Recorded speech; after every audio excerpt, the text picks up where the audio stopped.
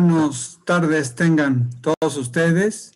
Aquí, pues muy contento en esta presentación de la mesa número 44, porque además de estar con amigos, amiga, colaboradores de AMPAC por años, pues me es grato estar como coordinador de esta mesa.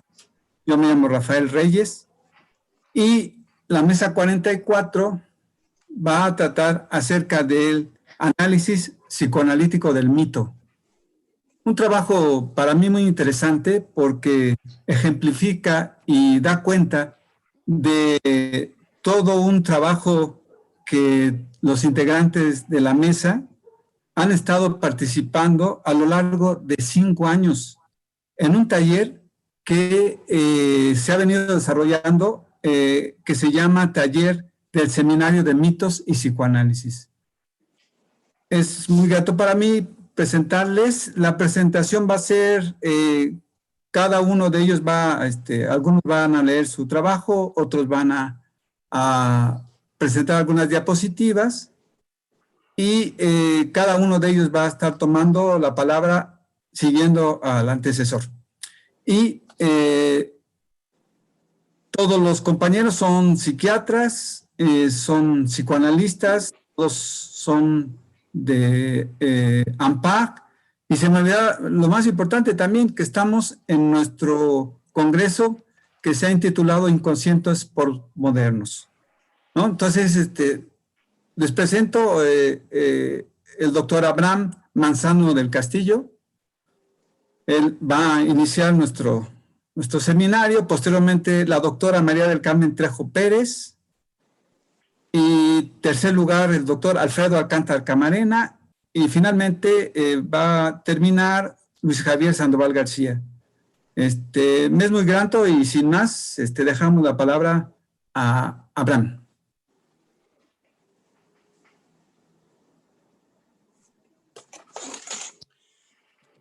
Bueno, buenas tardes.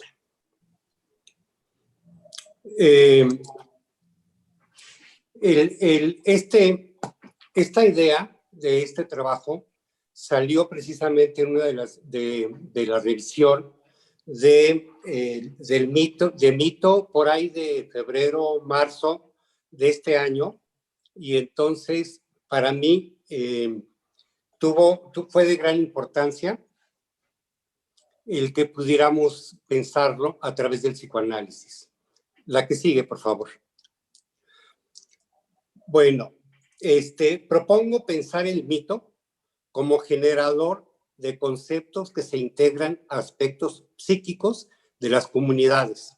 Y desde ahí regresa con la reinterpretación de los pueblos y comunidades a manera de principios, normas, prohibiciones y deseos. Está en la comunidad, se introyecta, se elabora y se proyecta nuevamente a la comunidad.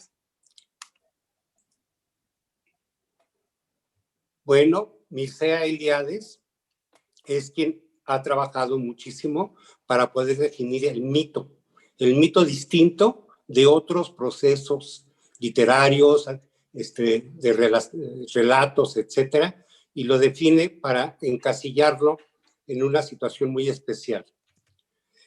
Entonces, la propuesta es, ¿qué son los mitos? ¿No? Los mitos son historias que se relatan y conciernen directamente al mundo y son capaces de modificar la condición humana, a diferencia de las fábulas y otros relatos.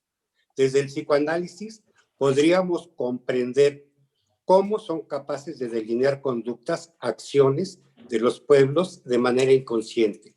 Y desde ahí, pues obviamente, una estructura psíquica social. La que sigue. La que sigue.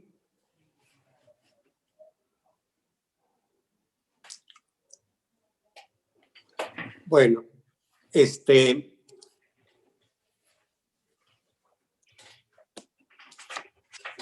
la que sigue, por favor.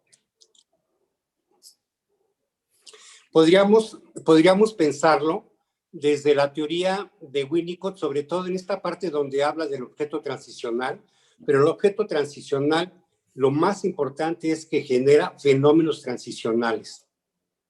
Y estos fenómenos transicionales tienen mucho que ver en la relación con la percepción del amor, la religiosidad, el arte, etcétera, y por lo tanto de los mitos.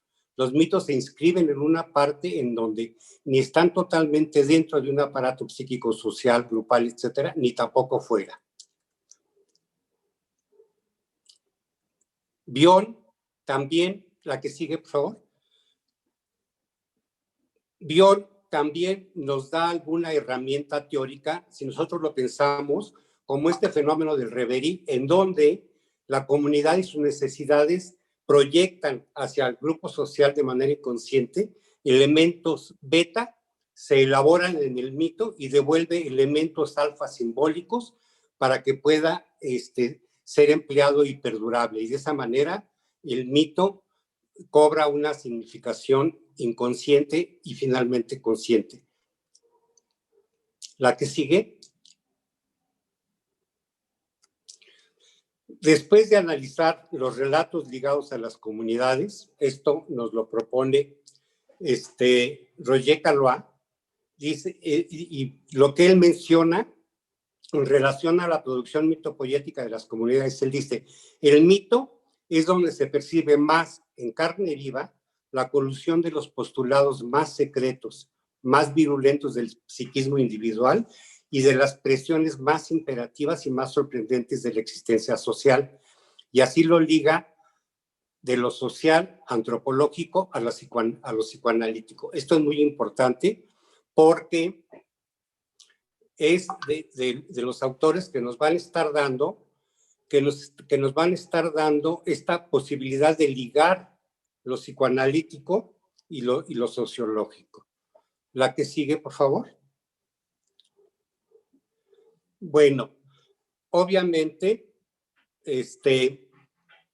tratando de ver quién habla de mitos y mitología, etcétera, pues uno de los más importantes es Joseph Campbell. ¿Por qué?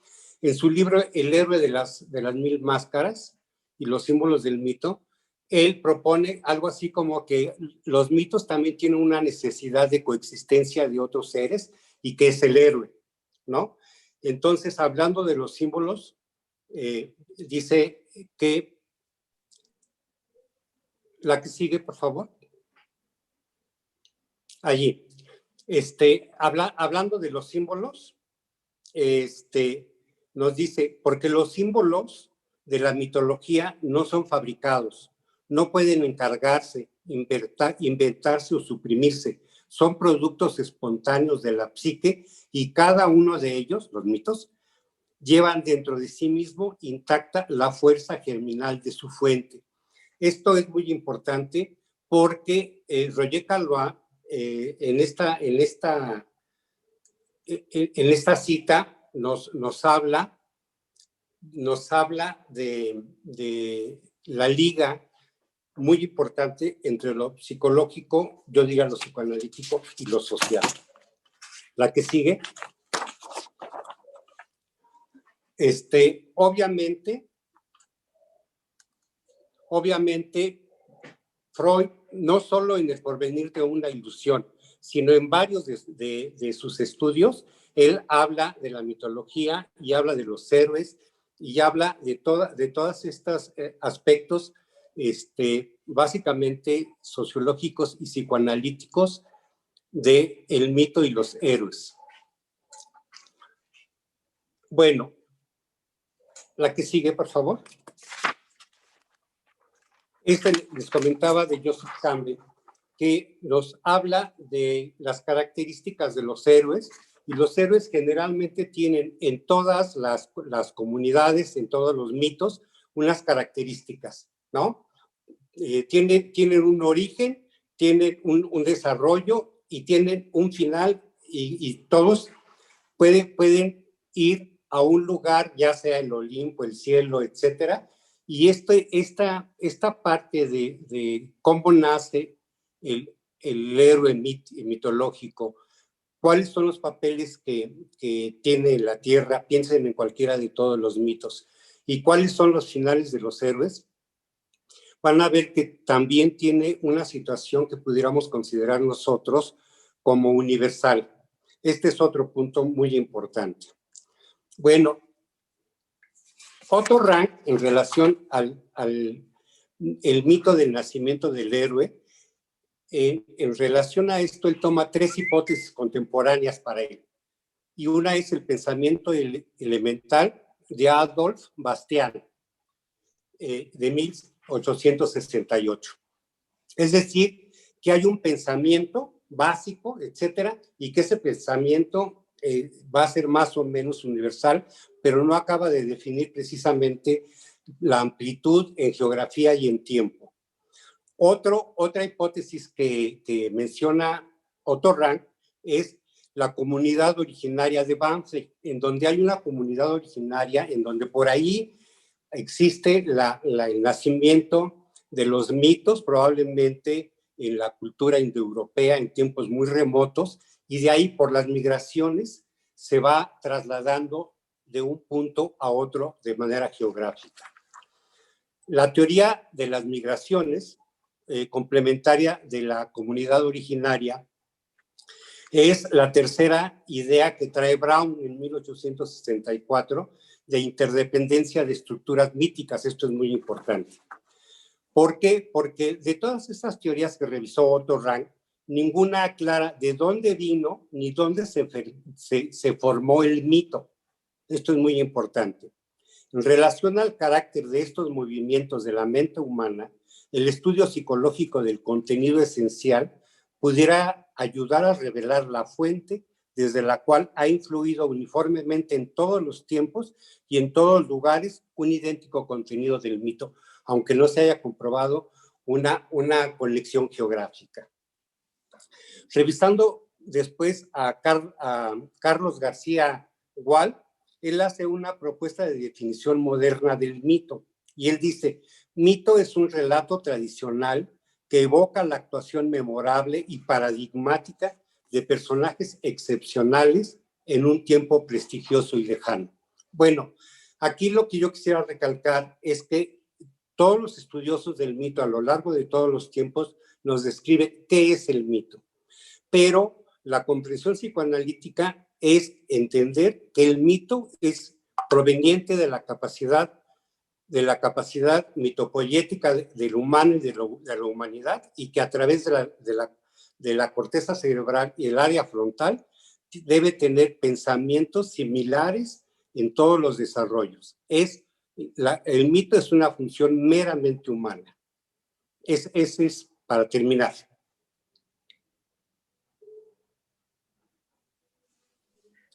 Muy bien, pues sí, gracias. Iba a decir, si quitan las imágenes. Gracias. Lo que yo voy a presentar son las migraciones humanas. Voy a dar como ejemplo la Eneida, el Éxodo de la Biblia y la migración azteca, tratando de hacer un estudio comparativo. Los grupos humanos siempre han migrado, y pocos han sido los registros que quedan de los movimientos y las características de esos viajes de grandes masas humanas y sus vivencias a través del tiempo y del territorio. El presente trabajo toma las tres migraciones humanas de las cuales se tiene registro a través de documentos que han trascendido el tiempo para quedar como ejemplo vivo para la historia de la humanidad, y que han cambiado la concepción del mundo a partir de sus acontecimientos. La Eneida, la Biblia y el Código Boturini o Tira de las Peregrinaciones narran en una combinación de mito e historia tres grandes momentos de la humanidad que, trascendiendo a la actualidad, dan cuenta del comportamiento de masas humanas que son la base de la cultura occidental y mesoamericana. Eneas, Moisés y Unteyanyaki o guía principal fueron los líderes de las migraciones que transformaron el mundo existente, dejando huella en la cultura actual. Todos estos líderes son intermediarios entre la divinidad y los hombres, sirviendo de guía para lograr finalmente la hazaña de ubicar ubicar a esa masa humana en mejores condiciones de vida, de trabajo, de economía y de control social, fundando nuevas maneras de gobierno y cultura. Voy a describir la Eneida. No sé si esté bien, pero yo veo a Abraham en la pantalla. No sé si se vea bien. Bueno, la Eneida. El emperador Augusto le solicitó a Virgilio la redacción del poema, quien escribió los 9.896 versos de la Eneida. Es considerado el poema nacional de Roma, la glorificación de su propia historia. Se publicó, lo que se puede entender publicar, el 21 de septiembre del año 19 a.C. En los versos narra las vivencias del líder Eneas en una migración de 10 años que culminó con la fundación de Roma y la unificación del territorio y los pueblos en un imperio.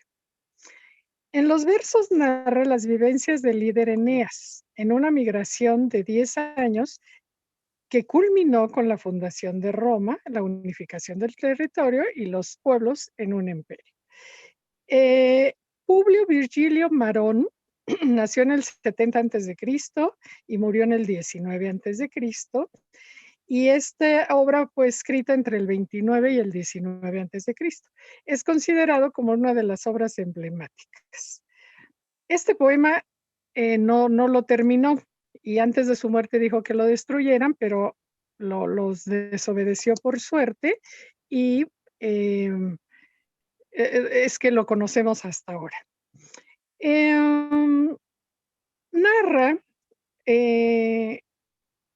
los orígenes del pueblo romano a través de Eneas, que es un héroe troyano de estirpe divina, y narra sus viajes y las guerras que hubo de sostener para establecer su linaje en el Lacio, Italia.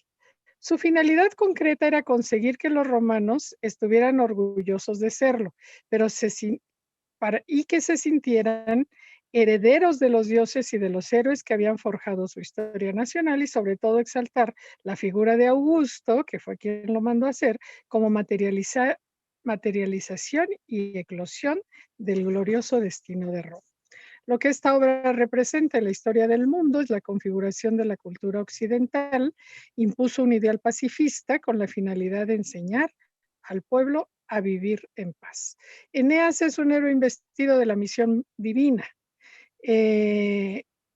Representa el hombre que ante las exigencias de la divinidad se sometiera a los designios divinos, o al menos así se expresa en la Eneida. Paso a la Biblia. En el libro de la Biblia, el Éxodo se leen las súplicas de Moisés para que Dios no le encargara a él la liberación del pueblo israelita del cautiverio de Egipto. ¿Quién soy yo para ir al faraón? Señor Dios, no sé hablar, es que yo no soy sino un niño. A lo que Dios responde: no digas que eres un niño, porque a cuanto te mandaré tendrás que ir y cuanto te ordene tendrás que decir. Moisés se somete a la voluntad divina e inicia una migración narrada en la Biblia que duró 40 años y culminará al momento en que logren establecerse en la tierra prometida, donde construirán un templo dedicado a Dios. Durante el recorrido, Dios le va ordenando a Moisés los objetivos. La tabla que le da son las leyes y el código moral para el pueblo, quien va forjando una fe en la religiosidad y una civilización con obediencia a través de las pruebas que Dios va proporcionando a lo largo del camino. La separación de las aguas del Mar Rojo, el manantial de agua de una piedra en medio del desierto, la lluvia de maná. Moisés, el líder, logró organizar una masa humana conformada por hombres y mujeres de todas las edades y finalmente ofreció las bases para una organización social, moral y jurídica para constituir un pueblo con la certeza de un futuro lleno de libertad, unidad, obediencia en las leyes y con una fuerte fe religiosa. La cultura que de ello emana rige actualmente el mundo occidental. Paso ahora al Código Voturini. El Código Boturini narra la migración desde Aztlán, Chicomostoc, hasta la Gran Tenochtitlan. Esta migración duró 200 años, un gran recorrido por varios lugares en donde permanecerán entre 15 y 20 años hasta que son obligados por los pueblos a continuar la migración. Atlán es la tierra de origen de los aztecas. Comenzó a poblarse 130 años después del diluvio y estuvieron ahí asentados 1014 años, dice. Aztlán es una isla. El medio general es acuático. Los aztecas originarios eran pescadores recolectores que vivían de los productos de la laguna y de la caza de pájaros acuáticos. Posteriormente vivían de la agricultura. Aztlán fue descrito una isla en medio de un lago, un cerro cercado por agua. En el centro tiene una cueva de la cual emana agua que desemboca en el río. Esta cueva es un oscuro santuario dedicado a Huitzilopochtli. En la cima del cerro está una pirámide y arriba hay un templo donde se venera al dios Huitzilopochtli. La esencia de Aztlán es ser el lugar mítico de origen de la migración azteca. El dios tribal Huitzilopochtli es el verdadero instigador, guía y jefe de la migración. Huitzilopochtli es una potencia divina, un personaje histórico, una especie de chamán e indiscutible guía de la migración, quien la pone en movimiento.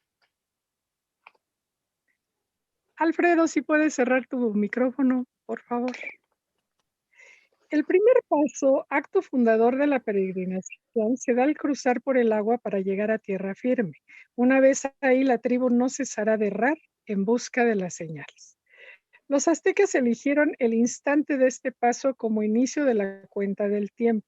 Tiene una fecha y esta fecha sirve como origen. La historia comienza con la salida de Aztlán. El tiempo surge de la dinámica migratoria. Así, de esta vertiente simbólica, los orígenes no corresponden a un recuerdo concreto, sino a una imagen construida por medio del lenguaje mitológico. La migración se inicia como un desplazamiento de los grupos tributarios de los toltecas que contribuyeron a la caída de Tula. Al morir Huitzilopochtli, fue deificado para convertirse en el dios tribal, primer capitán de la migración. Su envoltorio mortuorio actuaba como oráculo y el dios tomaba la forma de un colibrí que precedía la caravana. El acceso a este dios era por intermedio de los jefes de la expedición, que eran 4 Teomacaque, o portadores del dios, y un jefe militar, o Teyancaqui, guía principal del grupo. Una versión trata de explicar la ruta que siguieron los aztecas. Los hace pasar por Michoacán, Tula, varios lugares de Hidalgo, Estado de México, Atotonilco, Zumpango, Tenayuca, Ecatepec, Coatlitlán, Pantitlán, Popotla, Azcapotzalco. Se establece en largo tiempo en Chapultepec. Se menciona Culhuacán y Atizapán como la única etapa de la migración antes de llegar a la isla donde fundarán México Tenochtitlan. Muchos mitos de gran importancia surgen en los trayectos de esta migración. En Coatepec construyeron una presa, creando un lago con fauna acuática y aves. Es aquí donde surge el mito de la lucha entre Huitzilopochtli y su hermana Coyolxauhqui. Un grupo de huitznahuas se negó a seguir adelante después de haber construido el lago.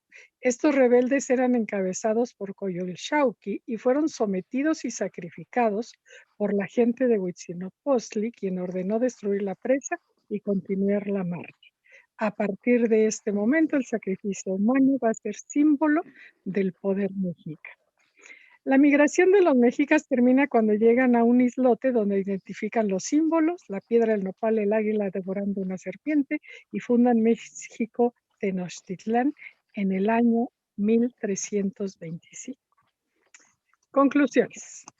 Cada migración simboliza una trayectoria espiritual de guías hombres con un mensaje divino para unas masas humanas a quienes había que mostrar el camino hacia una meta universal de la vida y el problema supremo y universal del hombre, encaminar su vida a una misión pública de alcance universal con miras a implantar un inicio, una nueva cultura, una nueva organización política, social, moral y en estos 3 casos, religiosa para todos. Eneas, Moisés y los guías aztecas son un símbolo que representa los valores más elevados del ser humano, que está en contacto directo con su Dios y que sirve de intermediario ante una masa humana a la que logra guiar, manteniéndola no sin dificultades en la creencia y fe hacia su Dios. Desde esta vertiente simbólica, los orígenes no corresponden a un recuerdo concreto, sino a una imagen construida por medio del lenguaje simbólico y mitológico. No deja de sorprender el comportamiento de estas masas humanas tan heterogéneas que se dejaron guiar. Las masas, señala Freud, se mantienen unidas por la identificación en la forma más originaria de la ligación afectiva con un objeto. La ligación recíproca entre los individuos de la masa tiene la naturaleza de una comunidad afectiva entre sí y con el líder. Una masa primaria de esta índole es una multitud de individuos que han puesto un objeto líder en el lugar de su yo ideal, consecuencia de lo cual se han identificado entre sí en su yo, afirma Freud. Freud va más allá de su análisis al afirmar que el conductor de la masa sigue siendo el temido padre primordial, quien es el ideal de la masa que gobierna al yo en reemplazo del ideal del yo por medio de una ligación erótica. Considero que desde la tesis de la psicología de las masas podemos integrar una idea más clara de los mitos que fundaron a 3 diferentes culturas. Mitos a la vez semejantes y con características propias, pero fascinantes cada una de ellas. Ya para terminar, solo voy a hacer una pequeña mención que de hoy la mesa tan interesante que tuvimos sobre migraciones, que nos explican este complejísimo fenómeno. Y pues al hablar de migraciones, tengo que mencionar a estos enormes caravanas que pasan por el territorio nacional hacia Estados Unidos, ¿no? Y que son todo un fenómeno interesantísimo y que, bueno, pues no podemos dejar de ignorar, ¿no? El presidente Trump ofrecía una América para los norteamericanos y construyó un muro inmenso en la frontera y pretendía detener a los migrantes sudamericanos. El respeto a los derechos humanos se ve vulnerado en estas acciones de repatriación. Es una circunstancia de enorme complejidad por los factores que intervienen y que involucran a varios países del mundo en este tema de la migración de grupos humanos en busca de mejores condiciones de vida. ¿Qué sucedería si simplemente las fronteras dejaran de existir? Esto es una utopía. Gracias.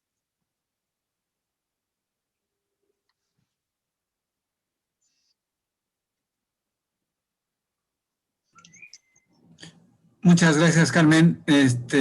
Bonito tu trabajo. Damos paso al doctor Alfredo Alcántar, que nos va a hablar sobre el mito generador de estructuras psíquicas grupales e individuales. Adelante, Alfredo.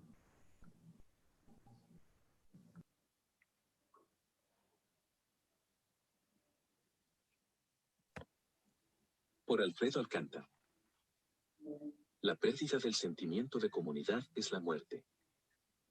Novalis.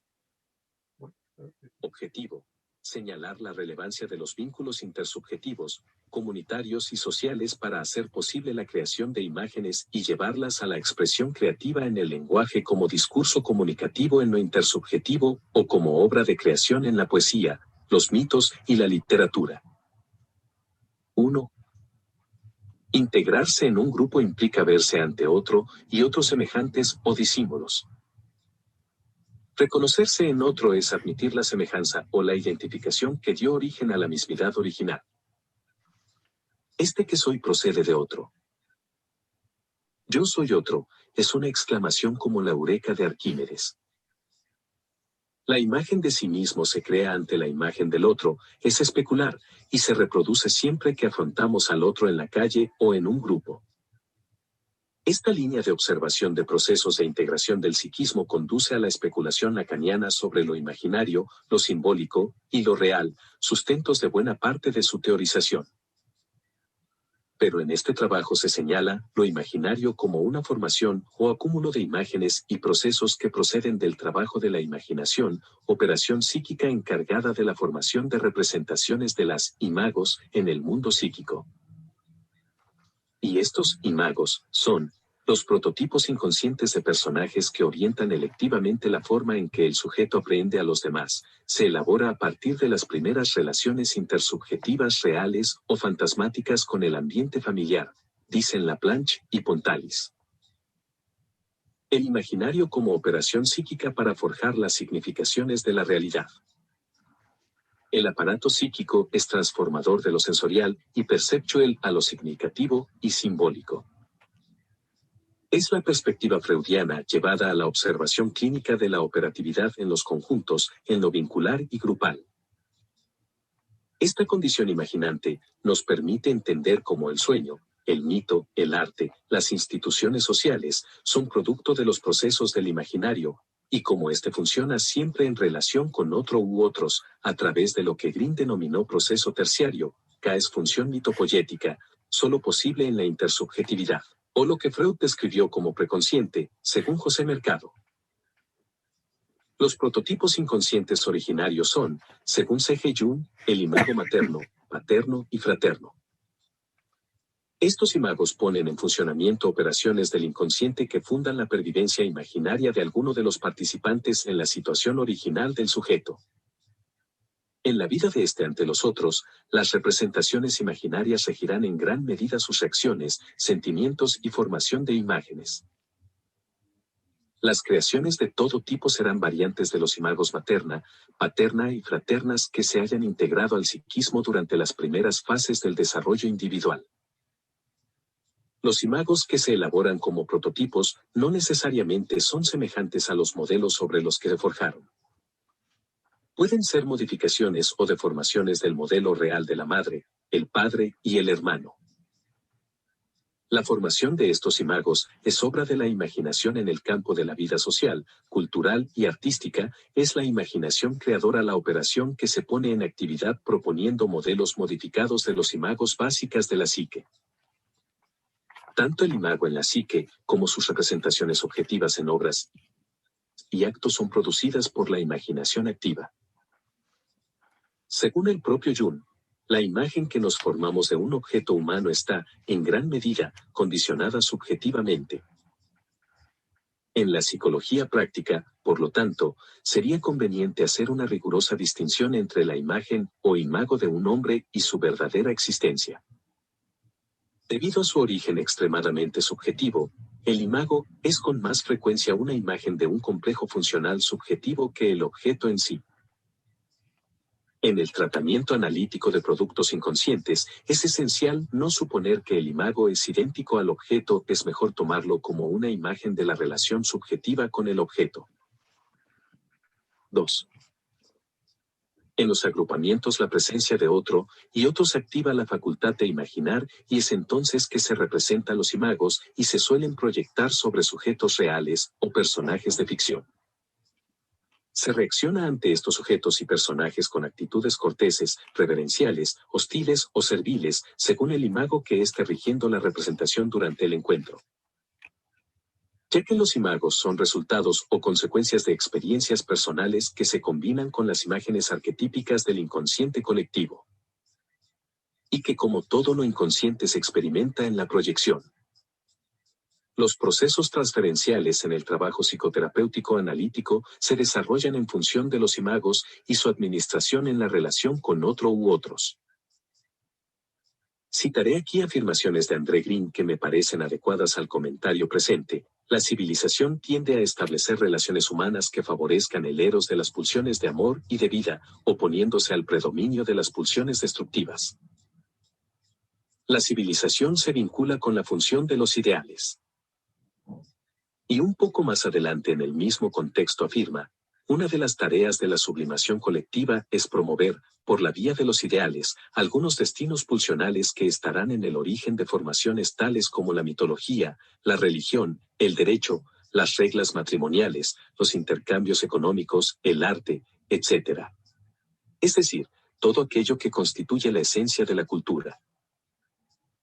Si el campo de conciencia de un individuo es limitado, es mayor el número de contenidos psíquicos o imagos que se le presentan como apariciones, cuasi externas o cuasi reales, ya en forma de espíritus o como poderes y fuerzas mágicos proyectados en personas vivas, que en las comunidades se nombran magos, brujas, navales, zombis, vampiros, etc. Por lo tanto, el neurótico, el deprimido, el psicótico, el que no ha tenido acceso a la cultura moderna sustentada en la lógica racional consciente, vive perseguido o acosado por los imagos de poder que le infunden un temor infantil. Lucha contra tal persecución con métodos defensivos propios y racionales, mágicos o religiosos primitivos. Y el sujeto que ha sufrido una regresión psíquica, pese a que se encuentre inmerso en una situación cultural y social moderna y racional, puede verse acosado, invadido por representaciones de imágenes amenazantes, persecutorias y arcaicas. René Cass propone que las formaciones psíquicas adquieren un estatuto diferente en los tres espacios psíquicos. Es en el espacio intrapsíquico en el que cursan las formaciones como el sueño, egoísta, y la fantasía de deseo.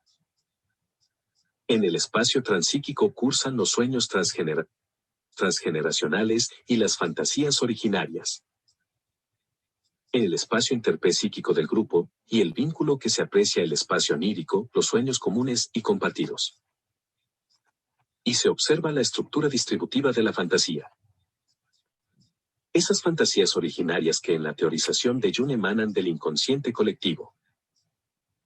Esta proposición de Caes nos acerca a la comprensión de la creación, origen, persistencia y evolución de las creencias míticas, las religiones y las ideologías.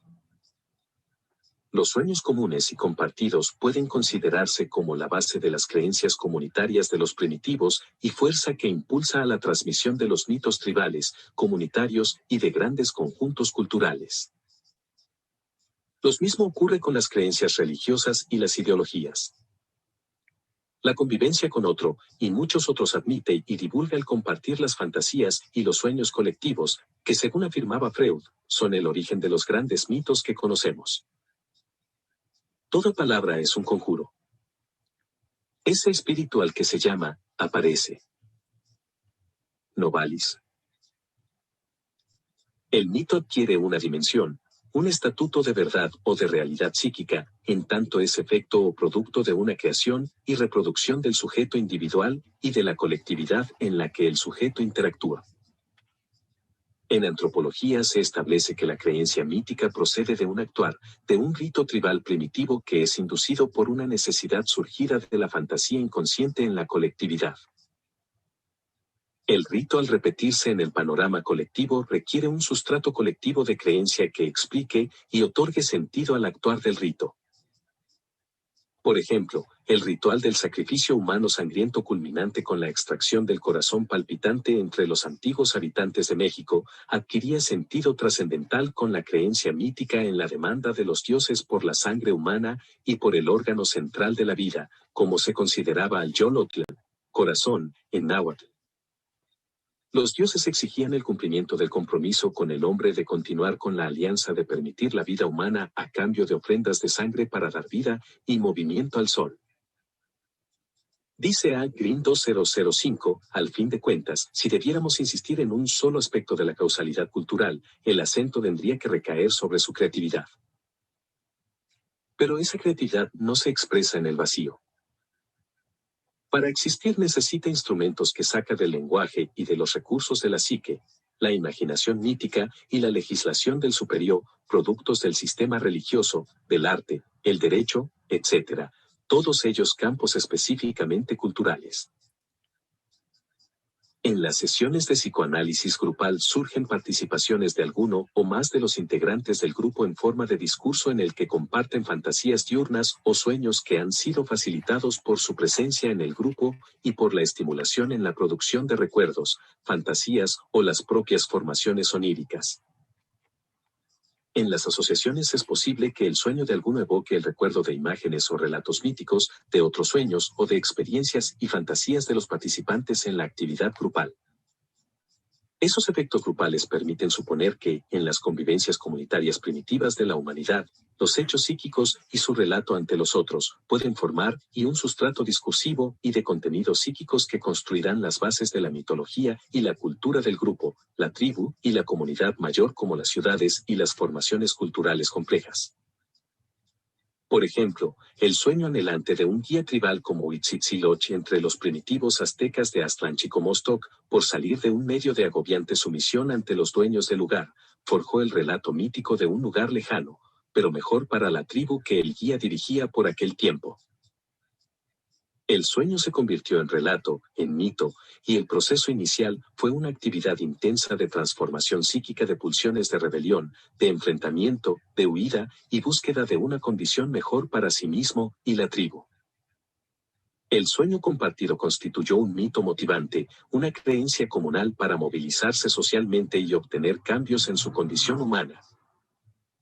Pero también, la puesta en acción de intentos de iniciar la huida, la salida de la opresión, constituye un primer acto ritual, un ensayo que se fue consolidando en mito social inspirador de la marcha conocida como la peregrinación de los aztecas, culminada en la fundación de la Gran Tenochtitlan en el Valle de México. El bello poema, Nican Mopohua, escrito en refinado náhuatl clásico, es la base de la elaboración de un mito prehispánico sobre imagos maternales protectoras y benevolentes que sustentaron a mediados del siglo XVI en la Ciudad de México. La creencia en la aparición de la imagen guadalupana, que constituyó una mitología integradora de las diferentes etnias y clases sociales en la época virreinal. Creencia y mito sociocultural que persiste y se reproduce hasta la actualidad, como es bien conocido. Esa condición de fe religiosa es una construcción psicosocial que hizo posible la vinculación entre los estratos sociales tan diferenciados en la época virreinal y en la actualidad, vincula a las familias separadas por distancia geográfica pero unidas por la creencia. Ocurre lo mismo en los estratos sociales más dispares en nuestro país, que también parecen igualarse ante el recurso imaginario de ser hijos de la misma madre.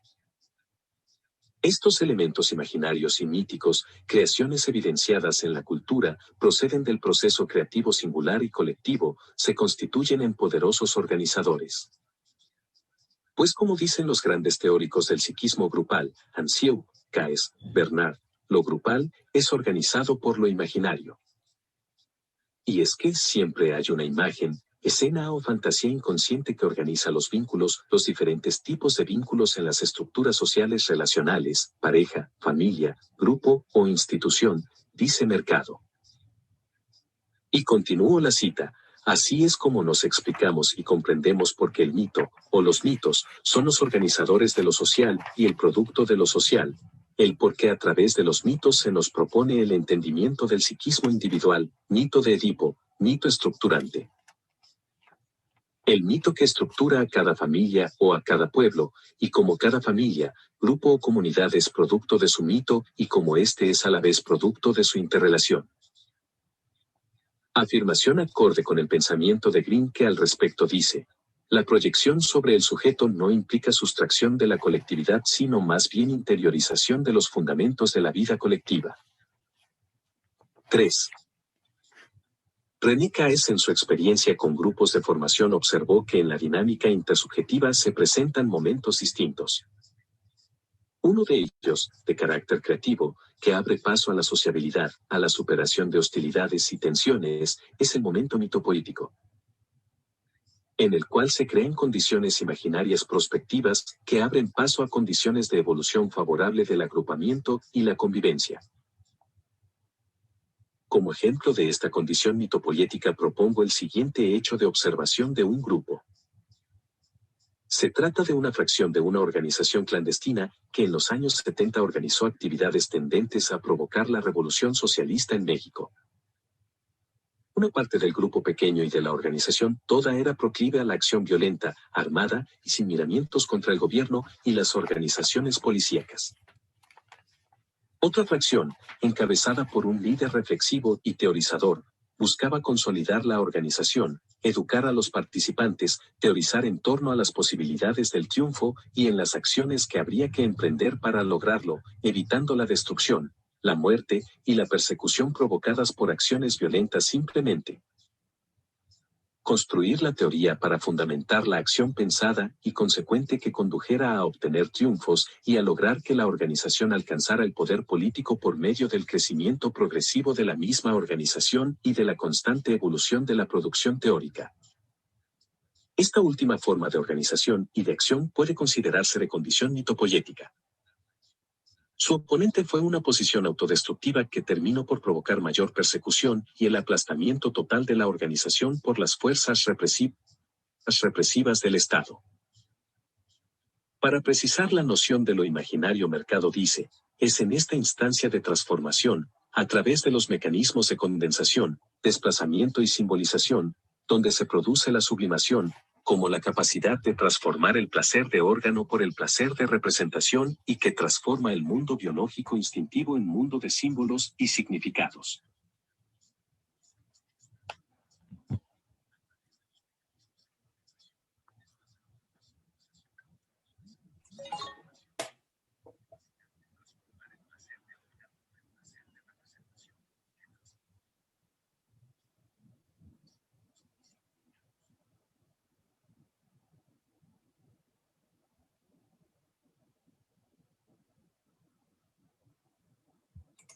Esta compleja operación psíquica se produce en lo colectivo precisamente por la integración de los aparatos psíquicos individuales en el aparato psíquico grupal, y se activa la potencialidad mitopoyética para la elaboración colectiva de sentidos o significados que son compartidos y enriquecidos en la colectividad.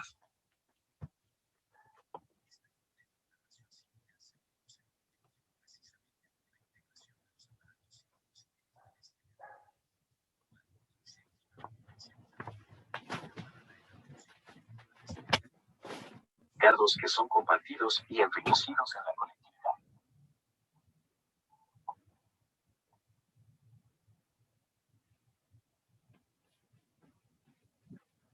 Como en el trabajo del sueño, los procesos de condensación, desplazamiento y simbolización entran en acción en el agrupamiento para dar paso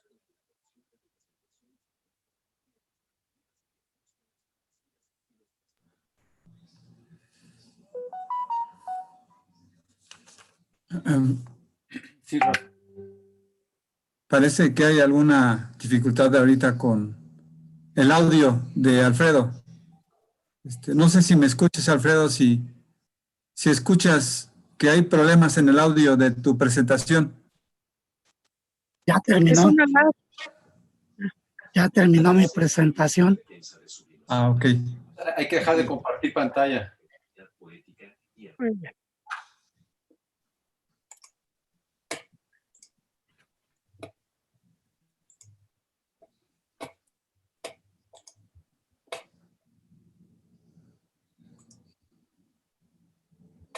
El creador de obras induce su libido, su eros, no a la satisfacción de órganos sexuales. Sí, nada más hay que apagar el micrófono, Alfredo. Imaginaria que le da el material para la Alfredo. de sus obras.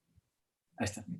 Bueno, ya después de toda esta presentación, en donde vemos la importancia que tienen los mitos, no solamente en la construcción social, en los fenómenos sociales, sino también en las familias, en los fenómenos individuales, cómo nos atraviesa todo el tiempo nuestros orígenes, que se ven desde los mitos. Yo lo que voy a hacer ahora es presentarles un trabajo en donde precisamente voy a tratar de hacer alguna aplicación o alguna correlación, en donde voy a hablar precisamente de un problema social actual que tiene que ver con la violencia hacia las mujeres, y voy a utilizar uno de los mitos que pueden ser útiles. Siempre podemos encontrar miles de mitos que son muy útiles, pero lo que yo voy a hacer es utilizar precisamente un mito para explicar un poco este fenómeno de la violencia social. Indudablemente el feminismo ha cambiado precisamente la forma en que la mujer ha ocupado un escenario dentro de la vida actualmente. En el siglo XIX el feminismo cambió el escenario de la mujer, en el siglo XX se desarrolló muchísimo, pero actualmente estamos viviendo una nueva etapa de ese feminismo en donde ya los pronunciamientos son mucho más claros acerca del lugar, del poder en que la mujer ha estado todo el tiempo. Aquí les voy a presentar un pequeño video. Todos ustedes lo han de conocer, es muy conocido, pero de todas maneras, para los que no lo conocen, lo voy a poner para que lo escuchen. Pongan atención precisamente a lo que están diciendo las niñas, las jóvenes, perdón, porque es precisamente una forma de expresar claramente algo que están viviendo y sintiendo y que lo quiero yo explicar a través de los mitos. El patriarcado es un juez que nos juzga por nacer y nuestro castigo es la violencia que ya ves, es femicidio y impunidad para asesinos, es la desaparición.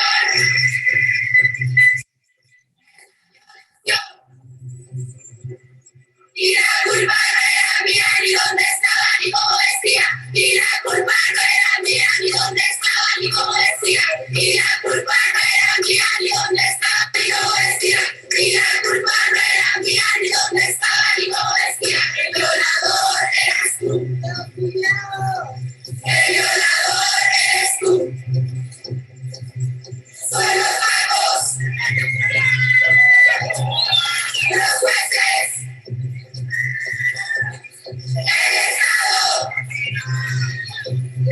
el presidente, el Estado opresor es un macho violador, el Estado opresor es un macho violador, el violador eres tú. Bueno, acá vemos entonces una representación de mujeres que se están organizando para expresar algo que están viviendo. Lo interesante resulta ser que no solamente es una manifestación, sino además que ella tiene estas características estéticas de producción de una coreografía y que entonces a través de otros recursos están expresando algo que están viviendo. Acá la idea precisamente sería ver y ver qué tanto es esto cierto, ¿no? Primero es una manifestación de un grupo de jóvenes que desde Chile se creó y que rápidamente se hizo viral y en todo el mundo se presenta.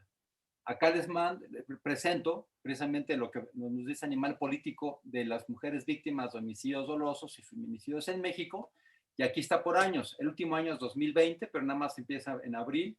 Este es 2019, 2018, 2017, y como podemos ver, hay un claro incremento de los feminicidios. Esto es México. Pero también es importante decirlo, si lo queremos ver de una forma científica, hay que ver que aquí tenemos con la fuente de France 24, tenemos que ver cuál es el orden de los feminicidios en América Latina por la tasa por cada 100,000 habitantes. Aunque evidentemente México y Brasil, igual que el COVID, son los que tienen más números, esto hay que medirlo exactamente por población de habitante. Y ahí vemos que México no es de los primeros en América Latina, ni tampoco Brasil, ¿no? El primero es Salvador, Honduras, Bolivia. Y curiosamente Chile, que es el país latinoamericano con menos feminicidios, es donde surge esta protesta. Asimismo, de la INEGI 2015 les traigo el porcentaje de mujeres que son incriminadas en varios delitos. Aquí tenemos muchos, ¿no? Alimento de morada, robo de negocios. Aquí está el porcentaje de mujeres que lo tienen. Si se dan cuenta, la incriminación pues, es en un porcentaje a veces intermedio, a veces muy bajo. Pero cuando ya hablamos precisamente de los delitos sexuales, acoso sexual, rapto, violación, incesto, otros contra la libertad sexual, violación simple, violencia familiar, pues vemos que los porcentajes son muy altos, lo cual nos hace ver que en realidad la mujer sí sufre este acoso y este problema sexual que se están quejando. También hay que tomarlo en cuenta, ¿no? El asesinato de mujeres por familiares conocidos de ellas, en América Latina es de 1.6 y en África es más del doble, casi el doble, pues. También eso nos permite ver que América Latina es de las peores poblaciones en cuanto a continentes, pero África todavía tiene más problemas en este sentido. Estos datos son únicamente para que veamos que sí es un problema, esto surge, se organizan las mujeres y hablan de esto, pero no es por casualidad, porque vemos que sí, los datos nos permiten ver que es un problema que es real. Ahora, la pregunta ante qué nos pasa, por qué está pasando esto, tanto por qué estas mujeres que rápidamente mundialmente se diseminaron en todo el mundo y se reprodujeron la misma canción en varias partes, Ahí es donde creo que es muy interesante cómo es que el mito nos puede ayudar a entender las cosas. Si nosotros en el consultorio frecuentemente usamos la metáfora, también es importante ver que podemos ver que el mito nos puede ayudar muchísimo, porque precisamente son formas metafóricas de ver los problemas que existen dentro de personas que sufren cualquier problema. Por lo tanto, yo aquí evoco a Antígona. Antígona, esta es una representación de Antígona, de Sófocles. Hay que recordar que, bueno, si algo tiene Sófocles es que da un panorama siempre equívoco, abierto, con múltiples interpretaciones. Hacer una interpretación cerrada de Sófocles sería ahogar lo más hermoso que tiene Sófocles, que es la posibilidad de ver los aspectos de una forma amplia, con múltiples mecanismos para poder ingresar al problema. En este caso, escojo yo el mito de Antígona, que es precisamente pues, heredera de Edipo, ¿no? Aquí tenemos una imagen de Antígona. Antígona, recuerden, es uno de los 4 hijos de Edipo. Edipo Rey, paradójicamente, es el mismo mito que utiliza Freud para hablar de los principales problemas que puede cruzar un humano. Pues Edipo tiene 4 hijos. Ellos son Esteocles, Polínices y Antígona y Ismene. Esos 4 hijos, en resumen, van a tener una situación muy complicada porque los hijos van a entrar en guerra entre sí y de alguna manera esta guerra por el poder de Tebas va a hacer que Polinices decida atacar a Tebas y es defendida por Eteocles. Como Polinices ataca a Tebas, es considerado un traidor de la patria. Y al ser considerado un traidor de la patria, hace que Creonte, que es su tío, decida que él tiene que morir sin ser enterrado.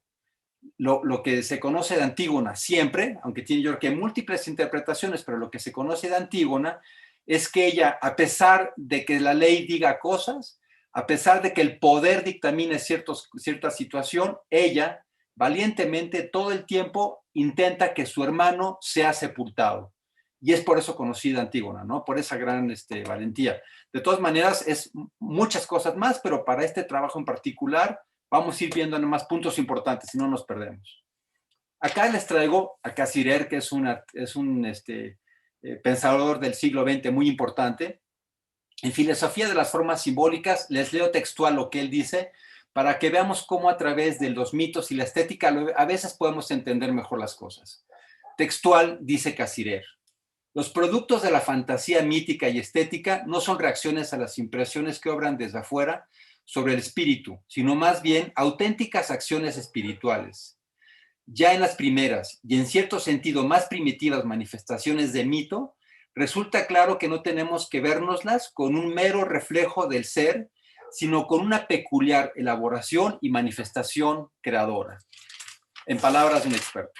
También, yo no soy el primero que se me ocurre esto, aquí les traigo una publicidad de la dramaturga Perla de la Rosa, que representa en una obra de teatro Antígona las voces que enseñan en el desierto para hablar precisamente de las desaparecidas de Juárez. Esta tragedia que se vive precisamente a la frontera del norte, que ha sido precisamente motivo de reflexión de por qué nos pasa actualmente con la violencia contra las mujeres. Ellos también, esta dramaturga utiliza Antígona para hablar precisamente de esta situación, cómo es que los mitos nos permiten, la tragedia griega de Sófocles, que se convierte en un mito, porque hay que decirlo, esto se escribe en el siglo V a.C., se convierte precisamente en una forma de expresar esto. No voy a hablarles de toda la obra, simplemente les voy a poner aquí un resumen de la obra, desde Antígona de Perla de la Rosa. El resumen analítico sería el siguiente. Aquí existe una confrontación del pacto social sobre los desaparecidos y los no enterrados. También existe una confrontación al pacto social sobre el encubrimiento desde el poder, como un pacto de negativo. En esta obra también existe una confrontación al temor de las represalias, por lo cual las gentes no dicen las cosas, y esto produce una conducta social solidaria en ciertos núcleos, pero fuera del poder. Aquí también nos lleva a definiciones interesantes entre violencia, fuerza y poder, que ahorita en este momento a lo mejor no me meteré, pero que también son interesantes por lo que implica. Entonces acá lo que es interesante de Antígona resulta que precisamente representa esta inviolabilidad de las leyes divinas. Antígona no se está generando tanta importancia sobre lo que dice la gente del poder, sino ella quiere que su hermano tenga un entierro. la violencia que viven las mujeres, que ustedes escucharon, que se la adjudican al patriarcado, que tiene que ver con los feminicidios, violaciones, desapariciones, Antígona lo hace como lo hacen estas chicas, de una manera, digamos, como muy valiente, pero, ojo, lo hacía ella en esta condición precisamente de lo que quiere conseguir para las mujeres. Sin embargo, yo aquí les traigo esta imagen que me parece muy importante para complementarlo. Hacer, como les decía, hacer interpretaciones reduccionistas y únicas de una tragedia de Sófocles, pues resulta precisamente empobrecedor. Por eso en esta estamos viendo Antígona con Ismene. Ismene, que es su hermana, generalmente se la ha representado como una mujer débil, porque ella duda en decir, en hacer las cosas. Ismene, como aquí pueden ver, que también antes Kierkegaard decía que era la novia de la muerte porque era tan temeraria que decía que lo que decía Ismene, lo que decía Antígona le iba a llevar a la muerte. El mismo Hegel, a través de esto, ya abre precisamente un panorama sobre cómo es que las leyes pueden estarse repercutiendo en esto. En la tesis del derecho, esto se usa actualmente, los abogados lo usan mucho, este mito lo usan mucho para contraponer a Antígona y Creonte, ¿no? ¿Qué representa cada uno?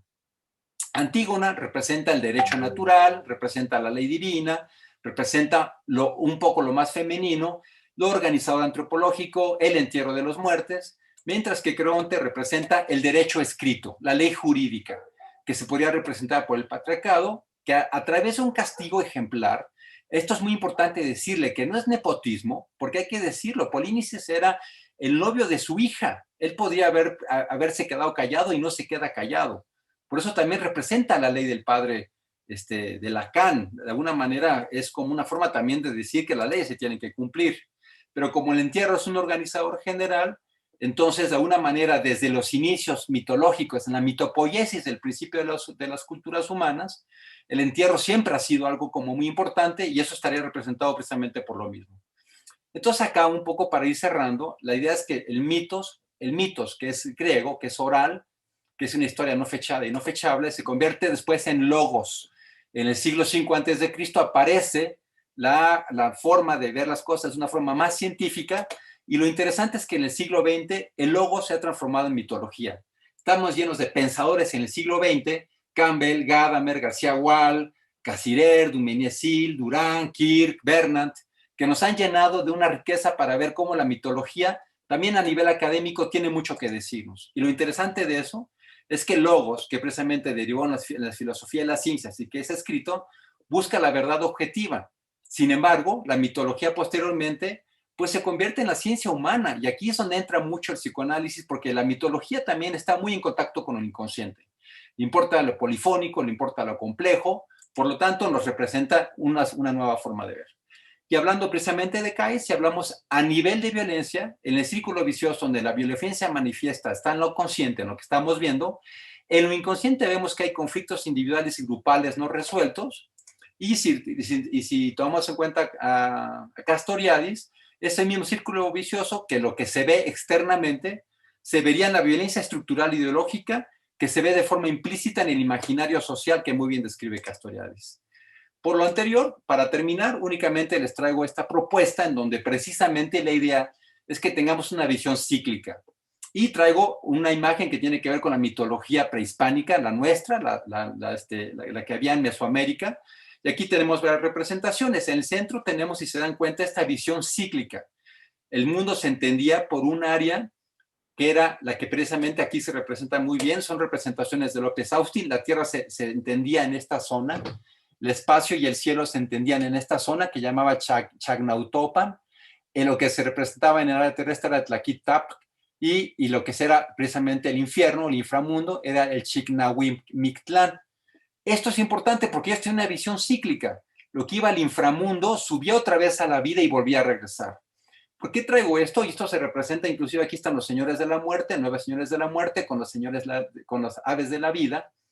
Y representa muy bien cómo esto se representa de forma cíclica. Y esto sería interesante porque ya es esta visión en donde no pretendríamos, en esta visión médica y luego clínica, de acabar con el mal, con lo que está mal hecho, sino entenderíamos que el ser humano siempre está en proceso de posible crecimiento y es por lo tanto que el momento en que el hombre va al inframundo, el inframundo en la visión mesoamericana no era como en la parte de la tradición judio-cristiana como algo malo, sino donde había que pasar necesariamente un poco más a la visión kleiniana, ¿no? Siempre regresamos en regresión y luego salimos precisamente en procesos de mayor evolución fuera de la Tierra.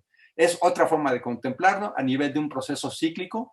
Y les traigo aquí la representación de Palenque, porque precisamente estas entradas representaban simbólicamente cómo es cuando salía el sacerdote, era visto como que había logrado salir del inframundo, que todo el mundo estamos en ese proceso. Bueno, muy bien. Entonces, la idea precisamente con esto es que, nada más con esta representación artística de Frida Kahlo, decirles que esta violencia se puede muy bien como compenetrar en ella más con representaciones artísticas, pero la mitología indudablemente nos ofrece mucho. Es todo, muchas gracias. Muchas gracias, Javier. De verdad que es un placer escucharlos y darnos cuenta de todo lo mágico que es el mito, ¿no? Y bueno, haciendo un pequeño comentario de sus trabajos, quisiera nada más decir que pues, nos atravesaron por todo. Primero, Abraham lo hizo acerca de los psicoanalistas que de alguna manera han venido trabajando sobre este tema. Después Carmen nos habla sobre todos los mitos históricos que seguramente nos están atravesando en todo momento. Alfredo nos habla de todo lo grupal, todo lo de CAES, toda la intersubjetividad, ¿sí? Y finalmente, pues, tú terminas, Javier, con lo griego y lo actual, ¿no? Lo actual, lo que de alguna manera nos está determinando toda nuestra actividad de los seres humanos. Hay algunas preguntas, quisiera pasar a algunas preguntas que tiene el público. Por ejemplo, hay una pregunta que dice, ¿cuáles considera que son los mitos que nos han transmitido de manera transgeneracional al mexicano? No sé si alguno de ustedes quisiera responder. Pues sin duda alguna, el mito guadalupano, yo lo pondría como el número 1, ¿no? Nosotros hemos trabajado en el seminario sobre mitos y psicoanálisis, el mito de la Virgen de Guadalupe, y es apasionante, increíble, ¿no? La imagen materna que está ahí representada y que une incluso lo mesoamericano con lo colonial hispano. Entonces, yo creo que este es uno de los grandes mitos que además rebasa el territorio nacional y yo creo que da la vuelta al mundo, ¿no? Y es tan actual como pues cuando el Papa Juan Pablo II lo vino a poner en primerísimo lugar en América Latina, ¿no? Yo pensaría que ese es el mito actual transgeneracional más importante de la actualidad. Hay muchos otros, pero yo pondría en primer lugar ese. Ese es un mito que tiene como núcleo la ternura y el amor maternal. Por eso es tan poderoso y tan profundo. Impacta contra viento y razón, porque es precisamente el tirón del apego a la madre, a lo fundamental, al origen. Pero como dice Carmen, hay otros. Yo mencionaría también en México, en el actual México, el mito de la fundación de Tenochtitlan y de las migraciones que también mencionó Carmen. En la actualidad, ese actuar se reproduce. Estamos viendo cómo gobernadores chichimecas se rebelan actualmente contra el centralismo, que podemos entender que la Ciudad de México y el poder federal representan la Tenochtitlan mítica, histórica y mítica, y como gobernadores periféricos, digo chichimecas por el comportamiento hostil, reacio y rebelde ante el mito unificador central. Es otro mito que nos atraviesa en lo histórico, cultural, político y hasta económico. Y de hecho, fíjate que yo también ahí quería agregar algo, porque ahora precisamente que estamos haciendo un ciclo de conversatorios de nuestro grupo Calmecac, en nuestra página en Quiapsimia, donde transmitimos pues, precisamente este estudio del mito prehispánico, lo que estamos tratando de decir nosotros es que de alguna manera todos estos mitos fundadores que fueron muy importantes de manera prehispánica, durante muchos siglos se mantuvieron ocultos. Pero una cosa es que se mantengan ocultos a nivel de la conciencia y otra cosa es que no ejerzan una función mitopoética y de formación de vínculos humanos en los procesos del inconsciente colectivo. Indudablemente, como dice Carmen, la Virgen de Guadalupe es el gran mito mexicano, que es precisamente pues, con todo este componente hispánico, indudablemente, de la religión católica, pero toda esta búsqueda que estamos nosotros haciendo y queremos exponer de la teogonía de Mesoamérica tiene que ver con que creemos que eso son procesos míticos que se encuentran en conflicto interno. Hay que destacar el libro de Grusinski, que es la colonización del imaginario mexicano, en donde esa colonización es como nada más aparente y consciente, pero en el fondo todo esto me parece que tiene mucho que hablarse, que reflexionarse, y creo que nosotros psicoanalistas somos como componentes esenciales para ayudar a lo que hacen los antropólogos, arqueólogos, a este grupo tan interesante que ya hay en México, afortunadamente, en esa reflexión de cómo es que el inconsciente colectivo tiene ciertos conflictos en el presente. No me quiero detener mucho, pero me parece que los conflictos que se viven hoy en esto que pasa, en esta escisión que tiene la sociedad entre lo que llaman los chairos y lo que llaman los fifís, de alguna manera está hablando de esos problemas de origen que tenemos en el imaginario colectivo. Y de eso hay mucho que hemos trabajado y no me voy a detener, pero creo que indudablemente está ahí atrás de todo esto. Abraham, no sé si tengas tú también algún comentario. El micrófono. Yo coincidiría que el de más peso para los mexicanos es el de la Virgen de Guadalupe. Y bueno, leyendo el trabajo de Carmen a este respecto, nos damos cuenta que tiene ya una representación similar en figuras prehispánicas y que también se importan imágenes, figuras, etcétera, pues, ibéricas a la Nueva España, dando un concepto. Y en esa época que presentaba Carmen sobre el mito de la Guadalupana, preguntaba yo que por qué persisten los mitos y me decía que porque nos dan una respuesta, ¿no? Nos dan una respuesta emocional. Lo que decía Alfredo, ¿no? Que representa toda esta parte de un maternaje ideal, ¿no? Nada más. Hay otra pregunta también interesante que nos dicen, en un ejemplo clínico, ¿cómo utilizarían la sublimación colectiva a través del mito?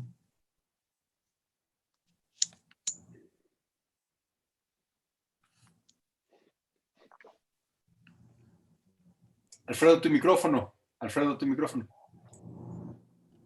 Decía que la formación del mito se hace posible en momentos en que el grupo, la comunidad o la sociedad están en una especie de acuerdo, como para dialogar, para intercambiar conceptos de diálogo y no enfrentamiento y lucha, no discusión, no oposición. Es el momento mitopoético, es decir, en el que se crea las bases del mito. Eso puede ser en la clínica, ver cómo el grupo está trabajando, está avanzando en el proceso de hacer consciente lo inconsciente y están aportando material, no discutiendo unos con otros, no demostrándose antipatía o proyectando aspectos negativos de sí mismo. Sería un momento esquizoparanoide, sino un momento de diálogo constructivo que es precisamente lo mitopoético. Ese es como un momento creador entre los seres humanos, ya sea en el grupo, en la comunidad o en la gran sociedad. y que sería una manera de sublimar, lo que dice el doctor, de sublimar los aspectos negativos en bien del grupo, en bien de la comunión. Sublimar las pulsiones, Exacto. pulsiones agresivas y pulsiones sexuales primitivas. Y Sería luego, la manera. yo también quería agregar que ahí me parece muy importante que no es casual. Yo pienso que muchos clínicos y muchos teóricos nos ofrecen mucho. El fundador del psicoanálisis, Freud, no es casualidad que haya tomado el mito de Edipo como una guía principal para ver los problemas que la humanidad tiene, ¿no? Y digo que no es casualidad porque ese es un mito, pero si hacemos una lectura de todos los mitos, y en efecto, pues estamos hablando de que conocemos todos la mitología griega, pero de todas las mitologías del mundo y principalmente la prehispánica, que es la que estamos estudiando actualmente en nuestro grupo Calmecac, de alguna manera la idea es que conforme conocemos el proceso mitológico, mitopoyético de la conformación del inconsciente colectivo, podemos ir entendiendo qué líneas y qué fuerzas se van dando en las dinámicas de convivencia entre los humanos. De tal forma que cuando tenemos pacientes enfrente, si tenemos esta riqueza de los mitos, podemos tener muchas metáforas para precisamente hablar de muchísimos pacientes, porque a final de cuentas, si vemos la mitología griega, está lleno no digamos mitología griega, la Biblia está llena de un montón de historias míticas donde podemos ver la condición humana en todo su sufrimiento, con todas sus envidias, destrucciones, problemáticas, parricidios, etcétera, etcétera, etcétera, que nos ofrecen posibilidades múltiples de comprensión de la clínica del sujeto que tenemos adentro. Inclusive, ya lo habíamos hablado nosotros, los mitos más importantes son estos, pero inclusive los mismos prototipos como Hamlet, a veces en un escritor ya contemporáneo, nos ofrecen esos dilemas que los humanos viven, como en Hamlet, en el caso to be or not to be, ser o no ser, nos ofrecen esas enseñanzas llenas de posibilidades de interpretación abierta para comprender lo que le pasa a nuestro paciente. Yo creo que lo que un paciente espera en un proceso psicoanalítico profundo no son nada más técnicas cognitivas, que son excelentes las técnicas cognitivas, muy buenas, científicamente comprobadas, sino que nosotros podemos ofrecer, gracias a esta riqueza mitológica, una variedad de asociaciones múltiples que le permitan conocerse al individuo, y tenemos múltiples metáforas a través de los mitos para aplicarlos en la clínica. Sí, yo pensaba con respecto a mi trabajo de ahorita, que esta obra de Publio Virgilio, que viene del siglo XIX antes de Cristo, es una obra muy amplia y en su interior contiene una cantidad inmensa de mitos vigentes en la cultura grecolatina hoy, ¿sí? Muchísimos mitos vigentes, y es de una riqueza excepcional esta obra que bueno, yo siempre digo hay que leerla, ¿verdad? Ahora vienen las vacaciones de diciembre y pues sería extraordinario leerlo. Y pues de la Biblia no se diga, ¿no? Los mitos incluidos en la Biblia, hoy solamente revisé el Éxodo para finalidades del trabajo, todos esos mitos nos atraviesan porque somos parte de esta cultura que la Biblia representa, ¿no es cierto? Y le puse un poquitito más de acento a la cuestión mexica, porque justo, o sea, tenemos que sacar a la luz esa riqueza mítica que también ahí en ese trayecto enorme que se hizo de la migración hasta llegar a Tenochtitlán, surgieron variedad inmensa de mitos que nos han atravesado, como dice Javier, pero que han estado ocultos a la conciencia, pero que de manera inconsciente que sí se manifiestan y están ahí presentes y nos visitan en el consultorio y si no los conocemos, no los podemos cachar como metáforas de trabajo, pero sí están ahí, son mitos vivos, ¿no? Por la enorme capacidad de los seres humanos y justo, pues hay toda una transmisión de generación en generación y llegan hoy a nuestro día, nada más que la cultura romana sí la conocemos un poquito más, la cultura cristiana, perdón, de la Biblia, hebrea sí la conocemos, ¿no? Pero la cultura mesoamericana no. Entonces, nuestra intención es dar a conocer estos mitos riquísimos y abundantes que nos están atravesando todo el tiempo. Yo quería agregar que como sublimación como tal, el mito de la resurrección es sublimar la pérdida del dolor y todo. Y esta parte de la resurrección y la vida perdurable en otro estadio se da también en la mitología prehispánica, en donde los cuerpos pasan por todas estas etapas rumbo al Mictlán y llegan a un lugar en donde las almas quedan como stand-by de repuesto para ser utilizadas nuevamente en otros seres, ¿no?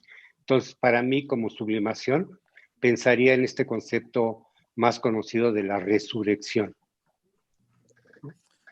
Bueno, pues muy atinados sus comentarios, muchas gracias. Hay un agradecimiento especial a propósito para el doctor Alcántara, donde le dicen que le agradecen por haber presentado este material con mucho amor y cariño, ¿no? Eso es valiosísimo, ¿no? Como el comentario que hace él. Miren, Muchas gracias.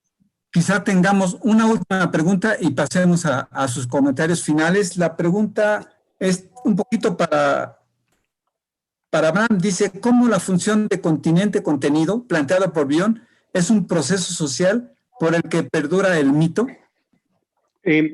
Por ejemplo, el mito nace de la cotidianidad, ¿no? Entonces, cuando tiene una serie de elementos angustiosos, calamitosos, ¿no? Es introyectado y elaborado en un inconsciente colectivo, y de recibir elementos beta, transforma elementos alfa y nos da un relato que viene a paliar, sanear, entender, descifrar, contener, ¿no? Y una vez devuelto en una situación más benéfica, entonces logra de esta manera crear una estructura psíquica colectiva, ¿no? Los mitos punitivos, castigadores, etcétera, pues crean una especie de super yo, sádico, persecutorio, como quieran. Pero en este concepto bioniano, que nada más lo dejé así de lado, yo lo he pensado así, pero está abierto para replantearlo y repensarlo, ¿no? Que además puede ser un proceso, en términos de Winnicott, un proceso de un pasaje, ¿no? También que va y viene. Sí, Winnicott nos habla del objeto transicional, pero el objeto transicional por sí solo no es tan importante como los fenómenos transicionales, en donde está el yo no yo, ni el dentro ni el fuera, y esta parte del objeto transicional nunca ni se muere ni se diviniza, ¿no? Se desinviste, y es lo que pasa con muchos mitos. Y a través de los fenómenos transicionales se fomenta la función mitopoética, la percepción del arte, el abstracto, bueno, la comprensión del psicoanálisis mismo, ¿no? Muy bien, pues me gustaría que dieran sus propias conclusiones. Les dejo el micrófono. Adelante.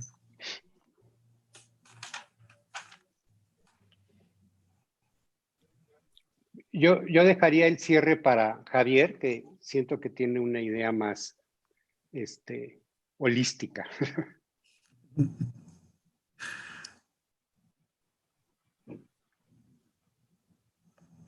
Cada uno, Abraham, cada quien que dé una conclusión. Sí, cada uno una conclusión y ya cierra Javier. No sé si, Alfredo, quisieras comentar algo de tu trabajo, de tu inspiración.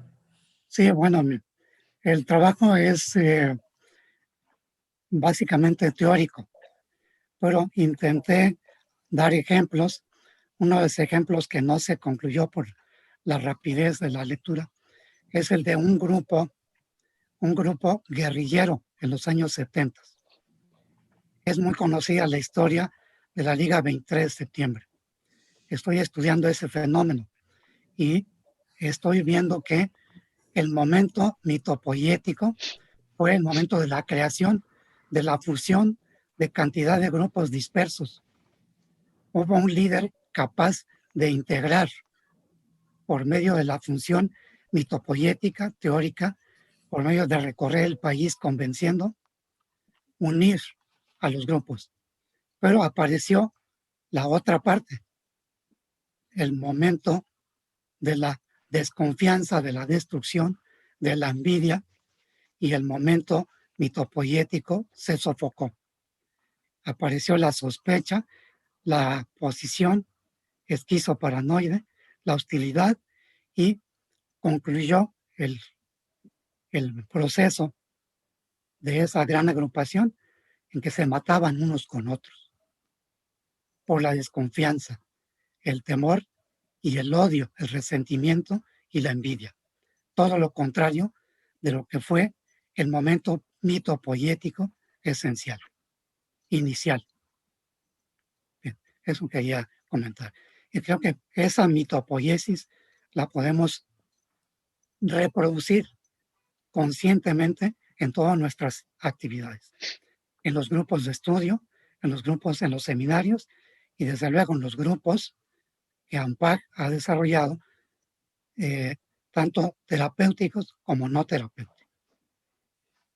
Es cuanto. Sí, yo simplemente decir que en la actualidad vemos estos fenómenos migratorios alrededor de todo el mundo y pues debemos conocer que tienen un fundamento mitológico, ¿no? Para entenderlos a profundidad y como tratar de captar con toda complejidad en qué consiste este tipo de fenómenos, ¿no? Entonces, la dimensión mítica da una comprensión más amplia y compleja de los fenómenos que el día de hoy observamos en nuestra realidad. Nada más.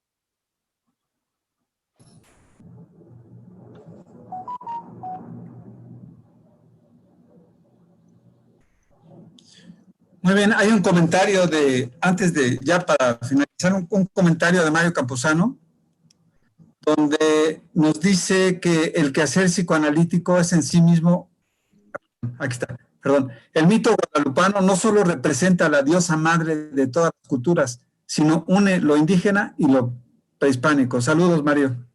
Adelante, Javier.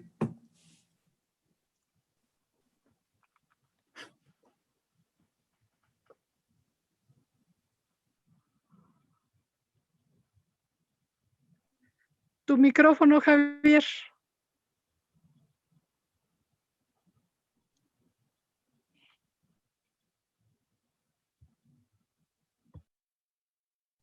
Sí, no, Javier, tu micrófono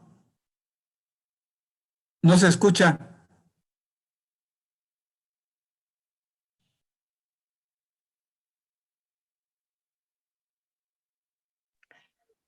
Tu micrófono, Javier. Ahí está. Tenía trabado el mouse, perdón. Nada más quería decirles que ya surgió nuestra revista, Energía y Entelequia, Complejidad y Psiquismo. Es una revista que ya lo pueden encontrar aquí en estas páginas. La página Yumpu, la página ISU, la página Mega. Lo pueden ya checar. Ahí están los links. Si quieren también verlo, vamos a poner estos links en nuestra página de canal de YouTube en Kiapsimia. Vamos a tener también una página de Facebook y de YouTube de la revista Energía y Entelequia. Y ahí vamos a transmitir muchas de estas cosas que vemos en nuestro seminario. También quería decirles que inclusive si querían ver más del mito de la Virgen de Guadalupe, hicimos un número completo de 80 páginas nosotros. la revista Seres Psicoanalíticos, que fue la revista, el tercer tomo que salió hace 2 años. Hay un tomo completo, pero esta revista, la revista Energía y Entelequia, ya surge, ya lo pueden ver en estas páginas, y ya tendremos también próximamente un video donde les diremos en la página de Facebook Energía y Entelequia y Inquiapsimia, precisamente las características de la revista, porque también los invitamos a que puedan escribir en nuestra revista.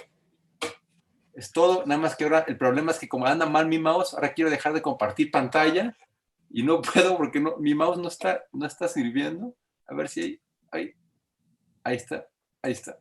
A ver, ahí está ya. Perdón, es que mi mouse no sé qué le pasó, que ya no estaba compartiéndose. Nada más quería decir eso. Ahora sí, Abraham, discúlpame. El micrófono, Abraham. Abraham, el micrófono.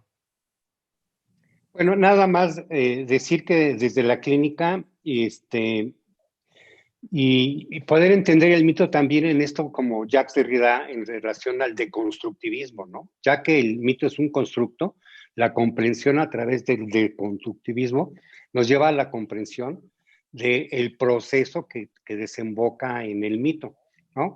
Este ejercicio pues es aplicable a la clínica grupal, por supuesto, ¿no? Eso era todo lo que quería comentar, ya se me fue la idea, pero eso es todo. Muy bien.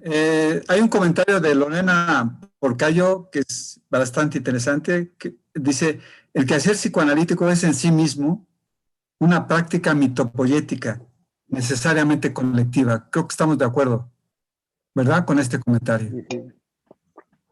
Perfecto. Muy bien, pues un placer haber estado con ustedes y haber escuchado sus trabajos muy interesantes. Y me parece que hay más preguntas, pero pues ya no nos da tiempo.